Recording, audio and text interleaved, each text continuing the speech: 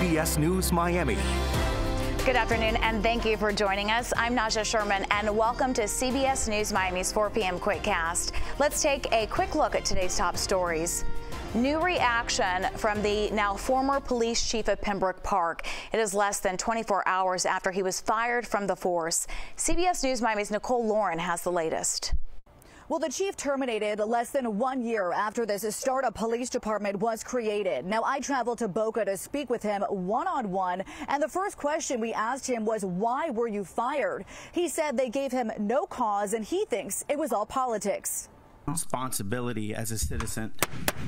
A gavel slams the desk as this Pembroke Park Commission meeting takes a fiery turn. You would appreciate, could you please turn his microphone off? As a commissioner, it is my duty to step up and question government, especially the commission we have here in Pembroke. Could I please get someone to please remove the commissioner off the dais? Tense moments between Commissioner Jacobs and Mayor Ashira Mohammed. This after the town manager recommends to fire Police Chief David Howard, and all town leaders but one vote in favor. Commissioner Jacobs? Chief Howard, I apologize. Absolutely not. And today we're hearing from the now former chief himself. I did 30 years in the Air Force. I did 30 years at the largest police department of Palm Beach County. All I got left is my integrity. I'm not going to let anybody take that away. Howard says he found out he was getting fired by looking at this agenda. Had they just came and talked to me, I probably would have resigned. But they didn't. They terminated me for no cause.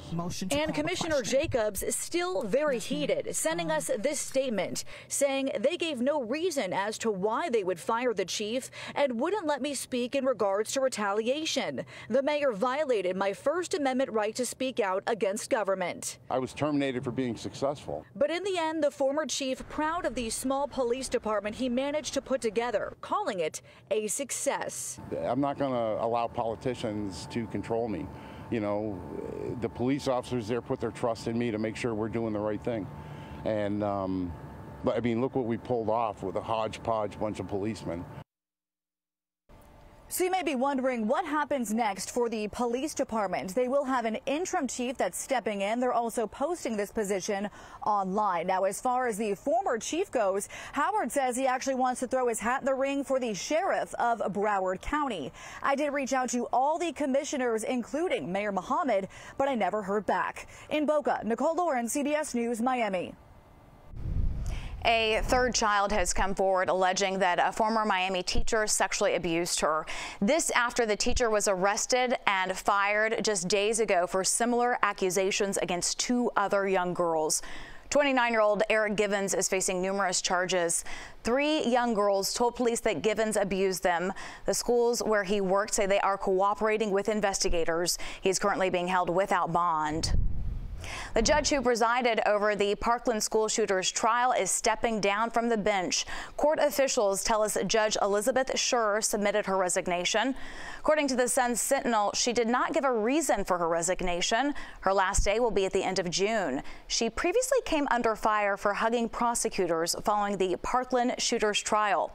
As a result, the public defender in the case filed multiple motions to keep her away from other cases. Always alerting, always tracking. This is Next Weather. And taking a live look at beautiful downtown Miami. Many of you probably making plans for Mother's Day weekend. So let's get right to next weather meteorologist Cindy Pressler. How is the special day shaping up? Not bad at all. Now, all week we've been talking about the possibility of showers and thunderstorms this weekend, really focusing on Sunday. But now those rain chances backing off just a bit. So that is good news. But I think those clouds, they're going to stick around. So this is what we're looking at.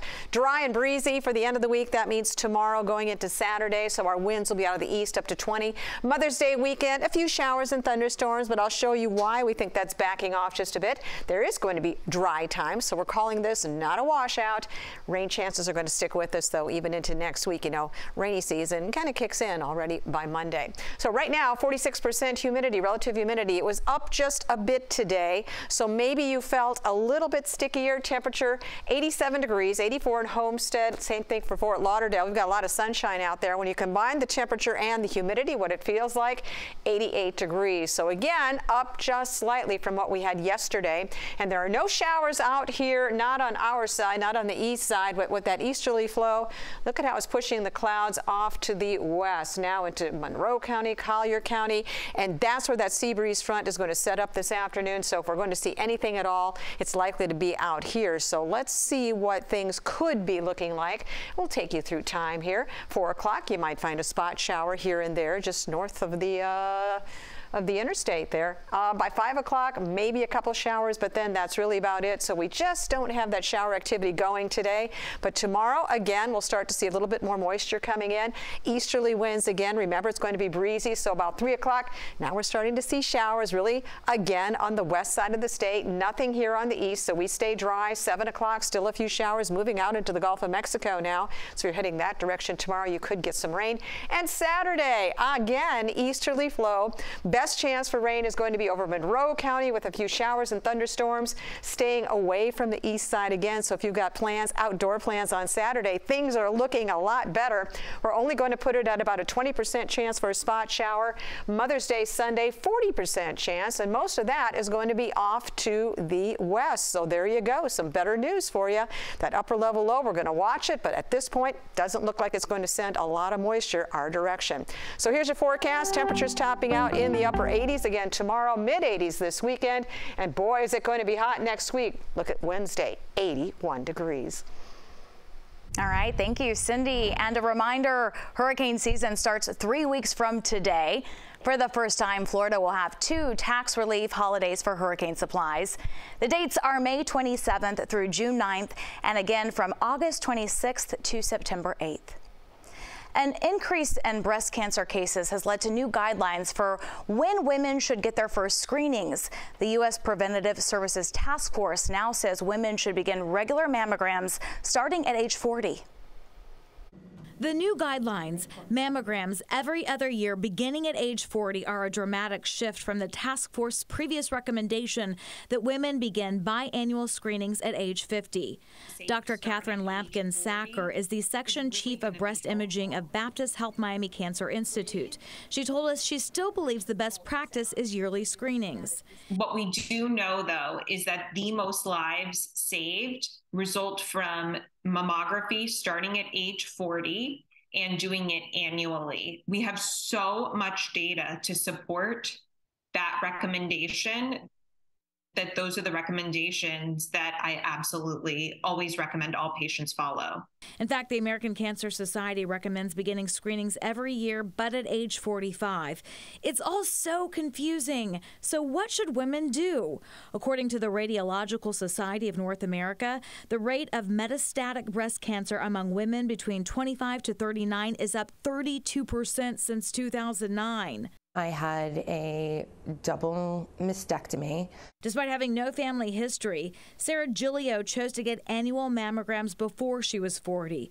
She was just 42 with a newborn when she was diagnosed. I did find out after the surgery that the cancer did spread. Like nearly half of women 40 and older in the U.S., Giglio has dense breasts, which increase the risk of breast cancer. Dr. Catherine Lampkin-Sacker told us if you have concerns, the best practice is yearly screenings.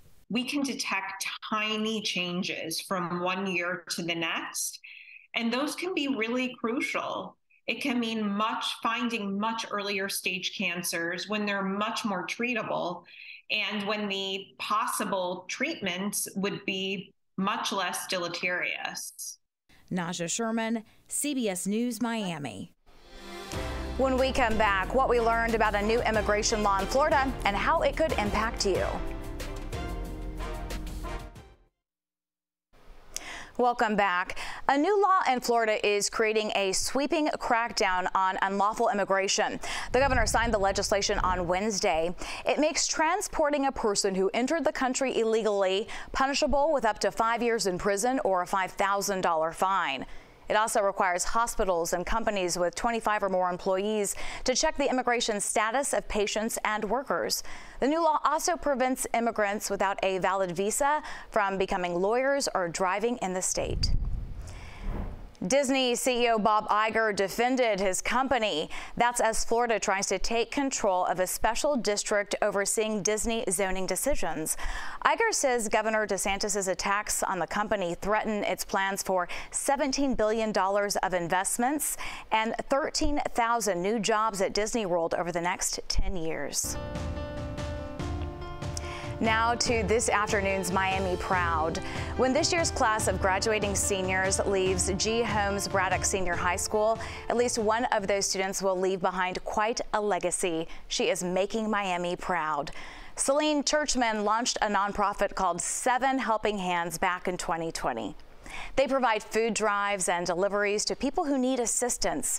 She discovered an unused space at school and took that over. She created a pantry that is stocked with food, school supplies, and uniforms, and they're all free for students and families who need the help.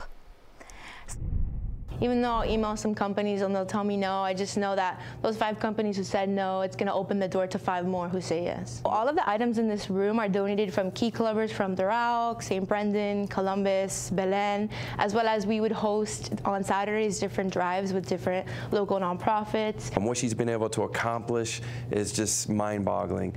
And this is just one example with the 7 Helping Hands. Celine's list of involvement, achievements, and scholarships is so impressive. She has a 4.6 grade point average and plays golf and softball. She's also a nominee for a Silver Knight Award in journalism. Thank you, Celine Churchman, for all that you do to make our community a better place for others. And later, the COVID public health emergency will officially end today. So what does that mean for you? An expert tells us tonight at 5. And that is CBS News Miami's Quickcast. I'm Najahe Sherman. Stay tuned for more news right here on CBS News Miami.